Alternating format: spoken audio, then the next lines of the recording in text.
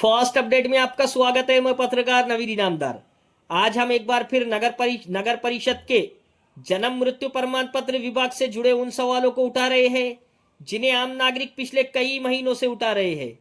हमारा उद्देश्य किसी पर आरोप लगाना नहीं, बल्कि जनता की आवाज प्रशासन तक पहुंचाना है।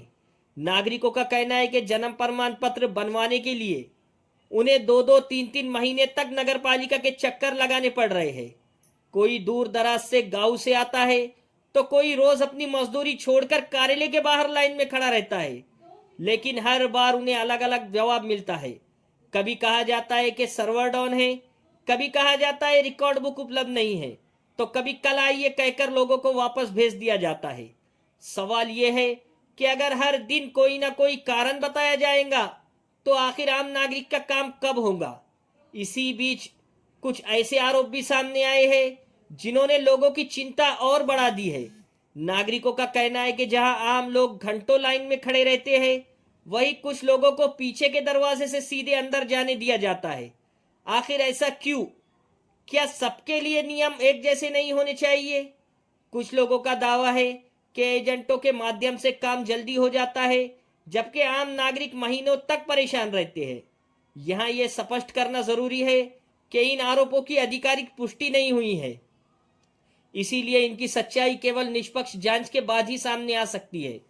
एक तस्वीर भी चर्चा में है। उस तस्वीर में जन्म मृत्यु विभाग का एक अधिकारी कार्यालय के टेबल पर बैठा दिखाई दे रहा है, जबकि बैठने के लिए कुर्सियों की व्यवस्था मौजूद है। नागरिकों का कहना है कि अधिकारी कुछ लोगों से पीछे की ओर बातचीत कर रहे थे और मोबाइल फोन पर भी बात कर रहे थे। कुछ लोगों का दावा है कि यह बातचीत किसी एजेंट से हो रही थी, हालांकि इस दावे की भी कोई आधिकारिक पुष्टि नहीं हुई है। कुछ नागरिकों का यह भी आरोप है कि नगर पालिका की पार्किंग वाली जगह पर एक अधिकारी फॉर्म लेता है और वहीं आर्थिक लेन देन होता है। ये भी फिलहाल केवल नागरिकों का आरोप है और इसकी पुष्टि किसी भी सक्षम जांच एजेंसी ने नहीं की है। नागरिकों की मांग है कि पूरे मामले की निष्पक्ष जांच कराई जाए। जन्म मृत्यु प्रमाण पत्र विभाग के सीसीटीवी फुटेज की जांच की जाए, रिकॉर्ड की जांच की जाए और यदि जांच एजेंसियों की आवश्यकता लगे तो कानून के अनुसार अन्य संबंधित साक्ष्यों की भी जांच की जाए, ताकि सच्चाई जनता के सामने आ सके। नागरिकों का कहना है कि जब तत्कालीन मुख्य अधिकारी फरसे साहब कार्यरत थे, तब महिलाओं और पुरुषों के लिए अलग अलग लाइन की व्यवस्था थी। बीच में बैरिकेड लगाए गए थे जिससे व्यवस्था बनी रहती थी और महिलाओं को भी असुविधा नहीं होती थी। लेकिन फरसे साहब के तबादले के बाद यह व्यवस्था समाप्त हो गई। अब महिला और पुरुष एक ही लाइन में खड़े होने को मजबूर है। नागरिकों का कहना है कि इससे महिलाओं को सबसे अधिक परेशानी हो रही है। लोगों का आरोप है कि नगर पालिका के वरिष्ठ अधिकारी, नगर अध्यक्ष और उप नगर अध्यक्ष इस समस्या की ओर अपेक्षित ध्यान नहीं दे रहे हैं।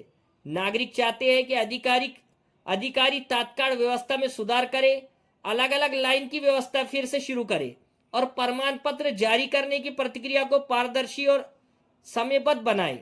हम फिर दोहराना चाहते हैं कि फर्स्ट अपडेट न्यूज किसी भी व्यक्ति या अधिकारी को दोषी नहीं ठहरा रहा है।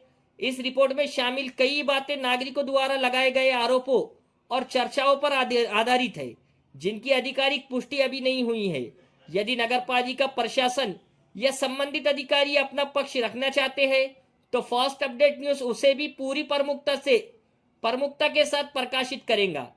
क्या आपके साथ भी जन्म या मृत्यु प्रमाण पत्र बनवाने के दौरान ऐसी परेशानी हुई है?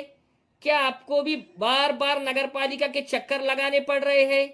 अपनी राय और अपना अनुभव नीचे कमेंट बॉक्स में जरूर लिखें। अगर आपके पास इस मामले से जुड़े तथ्य या दस्तावेज हो तो उन्हें संबंधित जांच एजेंसियों के साथ साझा करें। अगर आपको हमारी ये रिपोर्ट महत्वपूर्ण लगी हो तो वीडियो को लाइक करें, शेयर करें, चैनल को सब्सक्राइब करें और बेल आइकन जरूर दबाएं, ताकि बीड़ और महाराष्ट्र की हर बड़ी खबर सबसे पहले आप तक पहुंचे। धन्यवाद।